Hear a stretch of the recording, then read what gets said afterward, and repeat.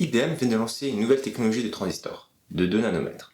Alors on va se dire tout de suite, les transistors ne font pas 2 nanomètres, mais plutôt 12 nanomètres de large et 40 de long. Alors avant de créer un NAC, il faudra d'abord définir à quoi correspond la taille d'une technologie. Cette vidéo va parler de technologie bien sûr, mais surtout de la loi de Moore qui s'apparente bien plus à une quête religieuse où Gordon Moore est son prophète et les marchés financiers leur temple. De la loi de Moore est la simple observation sur 3 années que le prix minimal par composant dans un circuit intégré est divisé par 2 en 2 ans, en moyenne. Et en extrapolant, Gordon Moore prédit qu'en 1975, le coût minimal par composant sera atteint pour 65 000. Et la loi de Moore fut ainsi créée. En prenant au pied de la lettre ces définitions, la loi de Moore aurait déjà dû disparaître. Donc, revenons en arrière et plongeons-nous dans l'histoire de la microélectronique. Depuis 1971 et la création du premier processeur 4004 gravé en 10 micromètres, la réduction de la taille de la technologie a toujours été corrélée à l'augmentation de la fréquence, ce qui implique directement une augmentation des performances des processeurs, et ce jusqu'en 2005. En 2005, un événement a eu lieu. Avec l'arrivée du Pentium D, la fréquence des processeurs a cessé d'augmenter. Le Pentium D, gravé en 90 nanomètres, avait une fréquence maximum de 3,2 GHz. À titre de comparaison, le M1 lancé en 2021 par Apple, gravé en 5 nanomètres, a une fréquence de fonctionnement de 3,2 GHz. Et la norme pour les processeurs est autour de 3 GHz. Alors, on se calme. Je ne parle évidemment pas des processeurs exotiques, refroidis sous hélium liquide, qui peut atteindre les 9 GHz. Et donc, ce qui limite la fréquence d'un processeur, c'est la chaleur. Enfin, surtout la capacité à s'en débarrasser. Et donc, plus on augmente en fréquence, plus on génère de chaleur. À titre de comparaison, la puissance générée par une unité de surface par un processeur est à la louche 200 fois supérieure à la puissance générée par le rayonnement solaire. Depuis le premier processeur, le facteur limitant pour la réduction de la taille des technologies est la lithographie. La lithographie permet de dessiner les motifs des transistors. Plus la lithographie est précise, plus les transistors peuvent être petits. La taille d'une technologie a été définie pendant longtemps, avant 2005, par l'espace entre le drain et la source, là où la différence de tension est la plus grande. Cependant, à cette même date, la fin de la loi de Moore a été évoquée pour la première fois, et la définition de la taille d'une technologie fut modifiée. Il réside un grand flou entre le nombre de composants de la taille d'une techno et la performance en ce qui concerne la loi de Moore. Après 2005, la taille d'une technologie a été définie par la plus petite lithographie possible. La taille entre le drain et la source n'est plus ce qui définit une taille de technologie.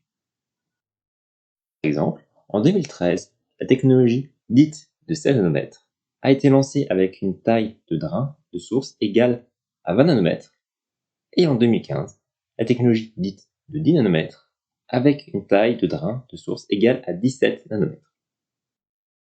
Il y a quelques années, la fin de la loi de Moore a de nouveau été annoncée. Car une longueur de transistor en dessous de 3 nanomètres, l'effet tunnel est si prononcé que les transistors restent toujours ouverts. Bon, alors ça, j'ai trouvé directement écrit dans une publication scientifique. Et en faisant l'enregistrement, je me suis rendu compte qu'il manquait terriblement de nuances. Alors, l'effet tunnel apparaît tout le temps, mais évolue de manière exponentielle avec l'énergie de l'électron. Enfin, soit la tension entre le drain et la source. Et aussi de manière exponentielle inverse avec l'isolant, qui est ici la longueur du canal bloqué. Et donc, je voulais vous montrer une petite simulation de probabilité de passage d'électrons en fonction de l'épaisseur et de la tension. Donc, on voit clairement que le passage de l'électron est facilité par l'augmentation de la tension et la réduction de la taille du isolant. Et donc, je mets un lien en vidéo là où j'ai trouvé la simulation. Et donc, si vous souhaitez plus d'explications. Et le courant de fuite aussi est présent dans les proportions diverses sur des technos plus grosses. Et en plus, je n'ai pas parlé de l'effet lié à la température. Reprenons. Et maintenant, on va rentrer dans un autre univers décorrélé de toute logique.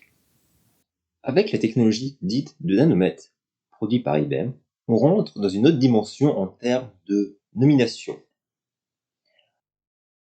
Alors en fait, on l'appelle 2 nanomètres, car si on continue d'augmenter au même prix, la performance, elle aurait la même si on extrapole avec une diminution de la taille de 2 nanomètres. Parce qu'il y a aussi d'autres fabricants qui parlent de densité d'intégration équivalente. Enfin, c'est un bordel, et le nom est uniquement une dénomination marketing. Alors ne soyez pas surpris que dans le futur, les technologies soient inférieures à la taille de l'atome. Et d'ailleurs, c'est déjà prévu.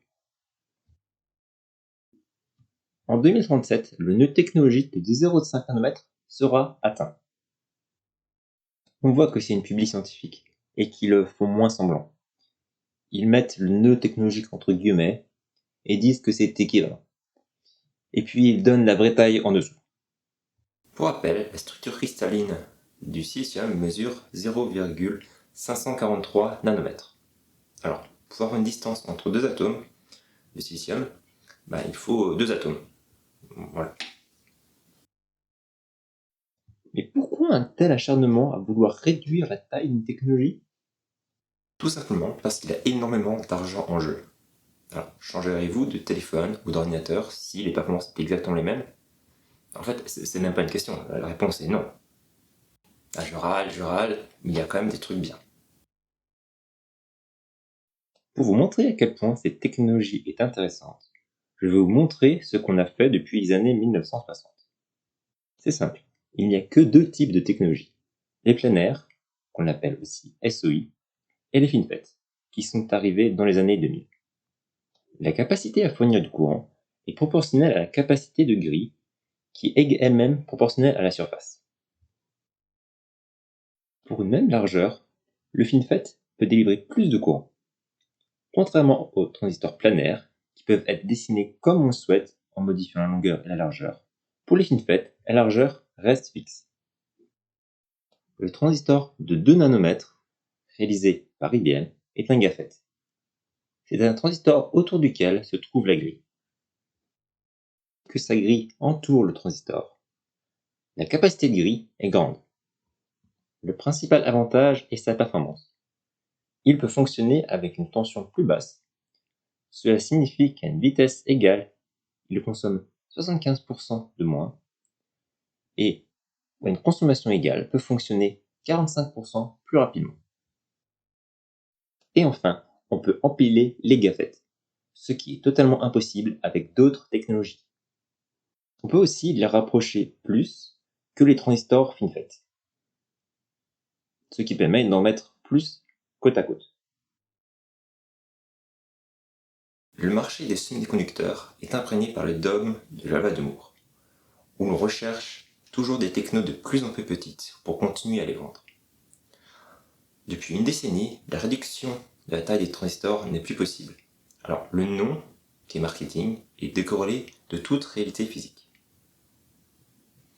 Leurs performances bien réelles sont marginales, mais leurs coûts, eux, sont exorbitants. En tombant sur la technologie de 2 nanomètres de IBM, je me suis dit que c'est pas possible, les transistors ne peuvent pas faire 2 nanomètres. Et en faisant mes recherches, je me suis aperçu que non, effectivement, c'est pas possible. Alors on est bien ici face à une arnaque. Donc que j'aurais pu tomber dedans si j'aurais pas fait plusieurs recherches.